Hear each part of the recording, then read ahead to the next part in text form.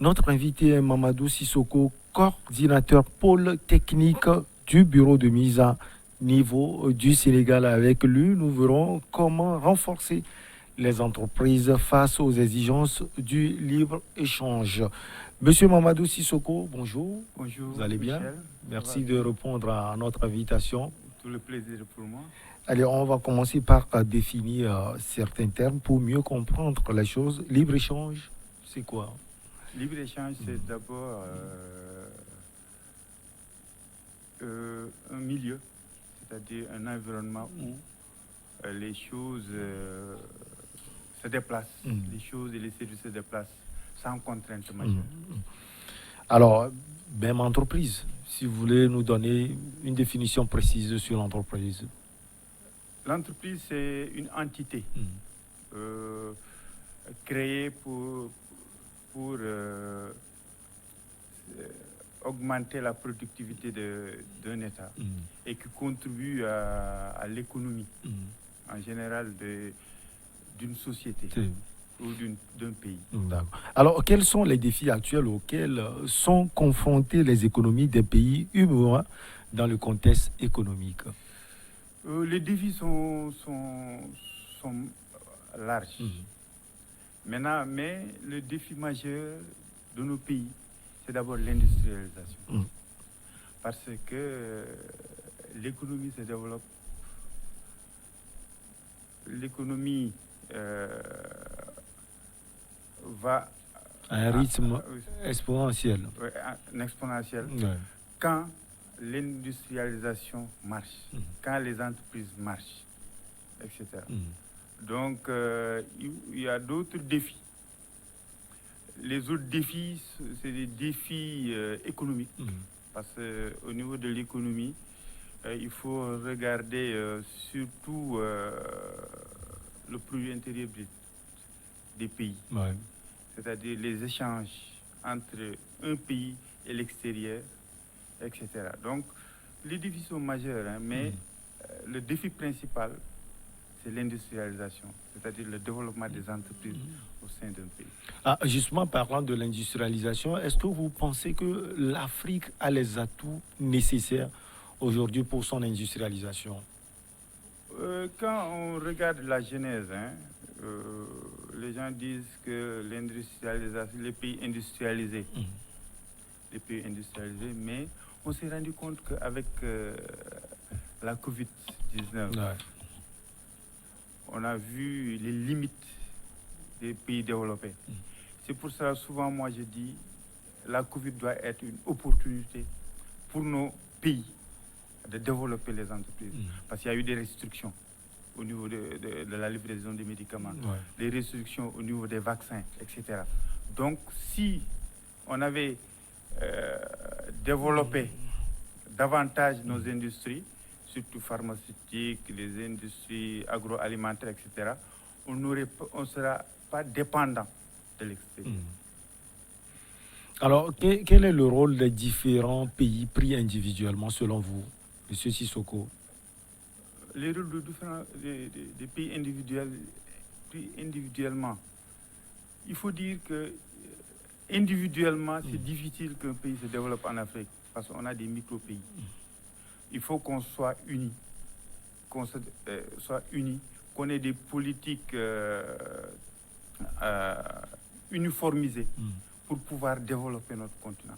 Parce que dans chaque pays, il y a ce qu'on appelle les avantages comparatifs dans chaque pays. Et quand on regarde la répartition des richesses au niveau des sols, chaque pays a ses propres richesses. Donc, vu sur cet angle-là, quand il y aura des échanges, des partenariats, on pourra développer nos pays. Alors, quel sera aussi le rôle de l'UEMOA? L'UEMOA a un rôle très important. Parce que c'est l'UEMOA qui fédère les 8 pays de l'Afrique de l'Ouest. Donc, l'UEMOA est le fer de lance pour le développement économique de nos pays. Parce qu'il faut que l'UEMOA encadre nos pays pour qu'on puisse travailler ensemble, qu'on puisse élaborer des politiques ensemble et accompagner les pays à se développer. Alors, comment l'UEMOA, justement, peut encadrer ces pays? L'UEMOA est en train de le faire. Hein. Peut-être l'UEMOA doit faire davantage. Ouais. Mais l'UEMOA est en train de le faire. Et comment il le fait? Il le fait surtout nous qui sommes des structures d'accompagnement des entreprises. L'UEMOA est en train d'accompagner les bureaux de restructuration et de mise à niveau des pays membres. C'est-à-dire pour que ces bureaux-là puissent accompagner les entreprises davantage pour que ces entreprises-là s'améliorent, puisque ces entreprises soient plus compétitives. Alors, quel sera le rôle de la CEDEAO ou bien quel est le rôle de la CEDEAO? La CEDEAO, l'UEMOA, parce que la CEDEAO est un peu plus... Oui, au-dessus. Au-dessus. Mais il faut qu'il y ait une synergie d'action entre la CEDEAO et l'UEMOA. Parce que les membres de l'UEMOA sont dans la CEDEAO. Donc, il faut que ça soit des politiques harmonisées.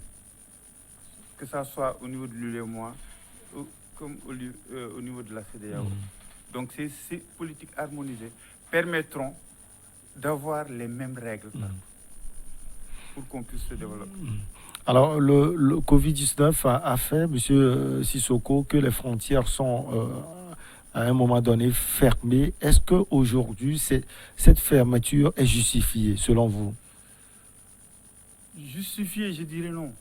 Mais parce que les gens disent qu'il y a la mondialisation, là, il y a la mondialisation, il y a les accords de libre-échange, il y a des partenariats, etc. Mais quand la Covid est arrivée, les pays industrialisés se sont d'abord mis la priorité sur leur propre population. C'est-à-dire essayer de sauvegarder la population contre la Covid-19. Alors vous pensez que c'est ce qu'on doit faire ici aussi? Je ne dirais pas qu'on doit le faire, mais on doit travailler en communauté. C'est-à-dire au niveau de l'UEMOA, au niveau de la CEDEAO, pour qu'on puisse se développer ensemble. Alors, est-ce qu'on peut parler encore de libre-échange dans ces conditions?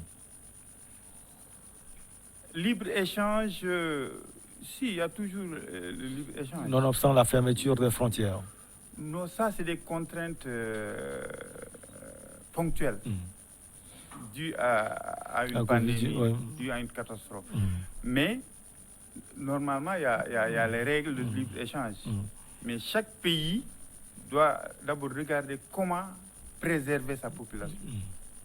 Parce que c'est la Covid qui a amené ces éléments qui font que chacun a réfléchi à sauvegarder.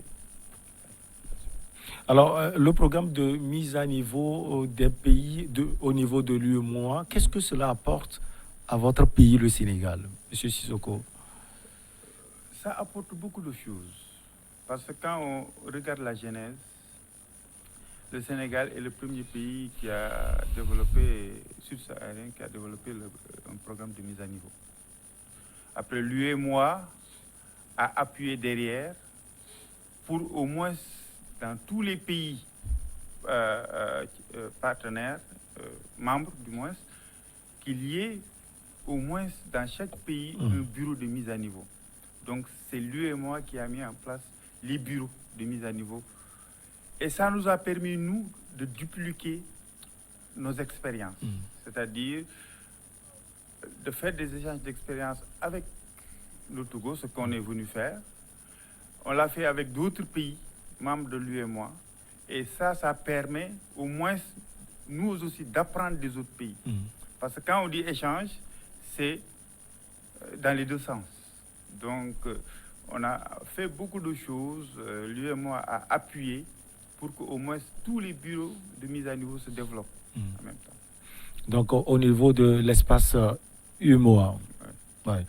Alors, en termes d'emploi, qu'est-ce que cela a apporté? Je prends l'exemple du Sénégal parce que c'est l'exemple que je connais le mieux. Le bureau de mise à niveau a accompagné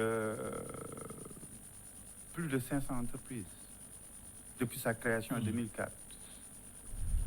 Donc, depuis 2004, il y a eu beaucoup d'évolutions.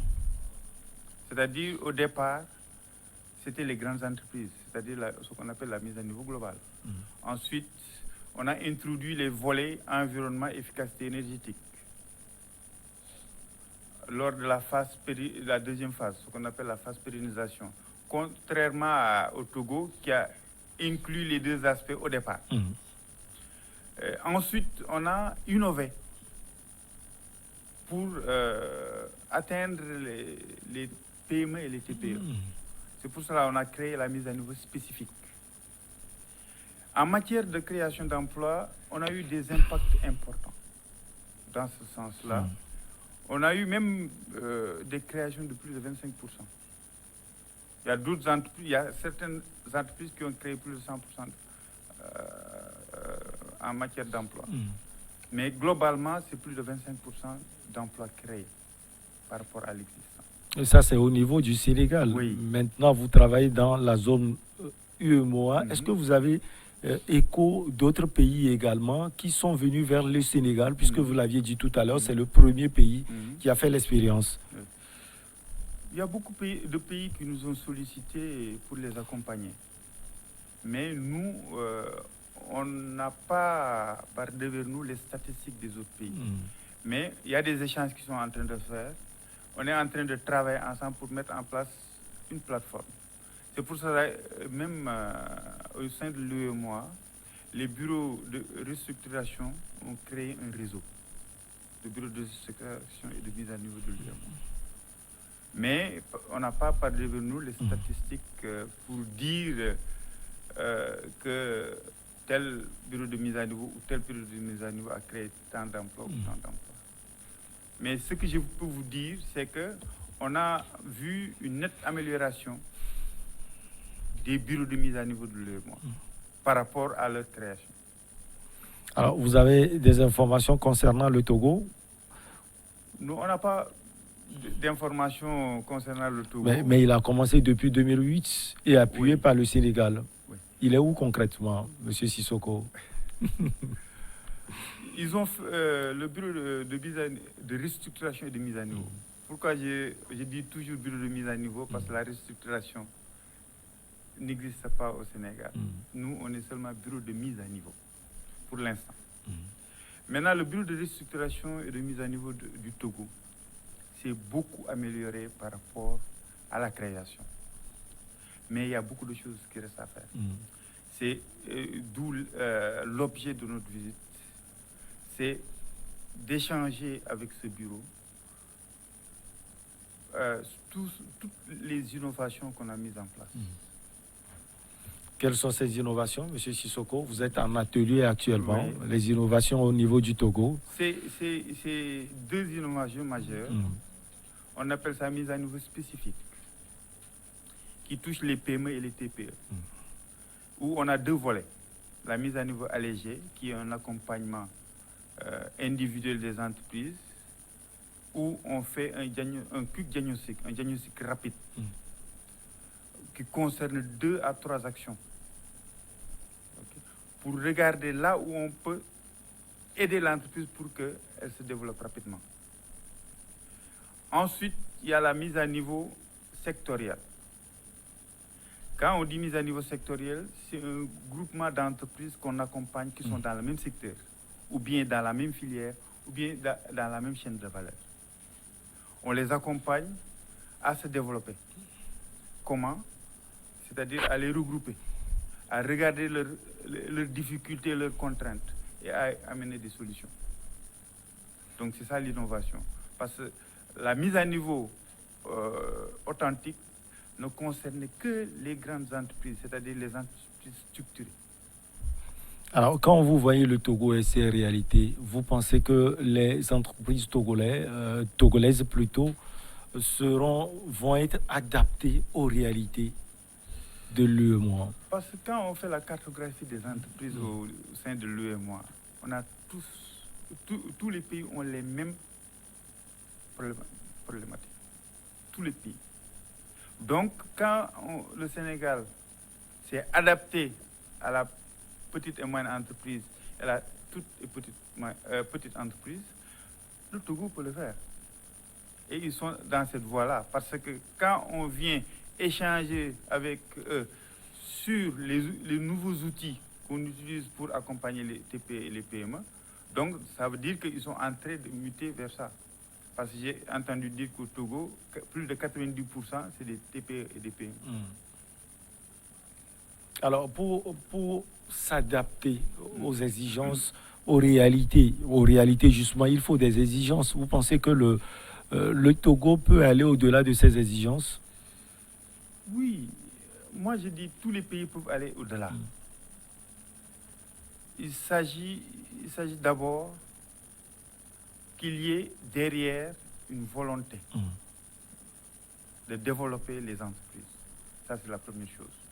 La deuxième chose, il faut mettre les moyens pour que au moins les bureaux, l'UEMOA est en train de le faire, hein, l'UEMOA aide les bureaux de mise à niveau à mieux accompagner les entreprises. Mais pour atteindre beaucoup plus d'entreprises, il faut beaucoup plus de moyens. Et vous pensez que tous les pays ont les moyens? Quels moyens précisément? Les moyens financiers? Les moyens humains? C'est un tout. C'est un tout. Ce n'est pas seulement les moyens financiers. Il y a les moyens humains, il y a les moyens matériels. Parce que les bureaux de mise à niveau, ou les bureaux de restructuration et de mise à niveau, en général, ils ont un siège, certes, mais doivent se déplacer dans tout le territoire national. Donc, il faut des moyens matériels. Il faut des moyens humains, c'est-à-dire des gens qui sont formés, aptes à pouvoir conduire les diagnostics. Parce que quand on regarde, les bureaux de mise à niveau travaillent beaucoup avec la consultance, le secteur du conseil. Donc, c'est l'objet de notre venue au Togo pour au moins former et échanger avec les consultants et les responsables. Et c'est votre rôle en tant que coordinateur de pôle technique, c'est ça? Alors, quel rôle vous jouez concrètement? Je parle de mon rôle ou oui, de votre rôle. On est intéressé par votre titre, coordinateur pôle technique de mise à niveau. Parce que quand on regarde le bureau de mise à niveau au niveau du Sénégal, est constitué de plusieurs pôles. D'abord, il y a la direction, avec la partie administrative et les appuis. Ensuite, il y a le pôle communication et éligibilité, qui est géré par un expert. Il y a le pôle suivi-évaluation, qui est géré par un expert, et le pôle technique. Qui est géré aussi par un expert. Par un expert. Donc, quand on regarde le flux, les dossiers viennent à l'éligibilité. On traite l'éligibilité pour dire à l'entreprise, OK, on est d'accord, vous êtes éligible au programme. Ensuite, le pôle technique prend le relais, accompagne l'entreprise jusqu'à ce que les consultants fassent le diagnostic, évaluent le diagnostic, présentent les dossiers à notre comité de pilotage. Le comité de pilotage valide. Maintenant, c'est le pôle suivi-évaluation qui prend le relais. Donc, nous, on a le rôle de conseil, d'appui et d'accompagnement de l'entreprise. Conseil, appui et accompagnement de l'entreprise. Nous sommes au thème de notre entretien. Monsieur Mamadou Sissoko, vous voulez glisser un dernier mot? D'abord, vous remercier. C'est un plaisir pour nous de vous avoir. Et remercier le bureau de restructuration et de mise à niveau, dirigé par sa directrice, Mme Sekbo, de nous avoir fait confiance pour nous inviter à venir présenter, former, échanger avec les consultants et les experts du bureau de mise à niveau. Merci beaucoup à vous, Monsieur Mamadou Sissoko. Vous êtes coordinateur pôle technique du bureau de mise à niveau du Sénégal. Ça a été un plaisir pour nous de vous avoir. On va marquer la pause pour le journal et derrière, on revient avec nos chers invités pour Regard Croisé.